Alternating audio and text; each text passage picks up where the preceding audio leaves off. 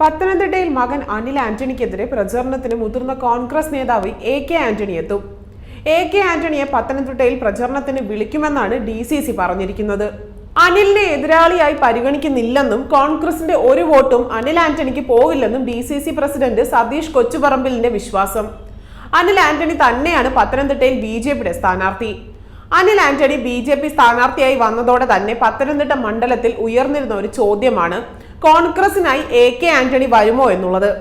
DCCയുടെ ക്ഷണം ആന്റണി സ്വീകരിച്ചാൽ കേരള രാഷ്ട്രീയ ചരിത്രത്തിൽ അത് കൗതുകമാകും.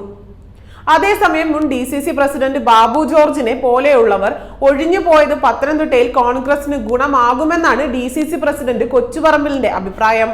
ഖജനാവ് ശൂന്യമാക്കി മുങ്ങിയ തോമസ് ഐസക്കിനെ പിന്നെ പൊങ്ങിയത് പത്തനംതിട്ടയിലാണെന്നും സതീഷ് കൊച്ചുപറമ്പിൽ പരിഹസിച്ചു. ഇതൊക്കെയാണ് സാഹചര്യമെങ്കിലും AK ആന്റണി പത്തനംതിട്ടയിൽ പ്രസംഗിക്കുമ്പോൾ അനിൽ ആന്റണിയെ കുറിച്ച് ഒന്നും പറയില്ല. ആ പേര് പോലും ഉച്ചരിക്കില്ല. ബോധപൂർവം പേര് ഉച്ചരിക്കാതെ പൊതുകാര്യങ്ങളൊക്കെ പറഞ്ഞിട്ട് പോകും. അത്രയും പ്രതീക്ഷിച്ചാൽ മതി.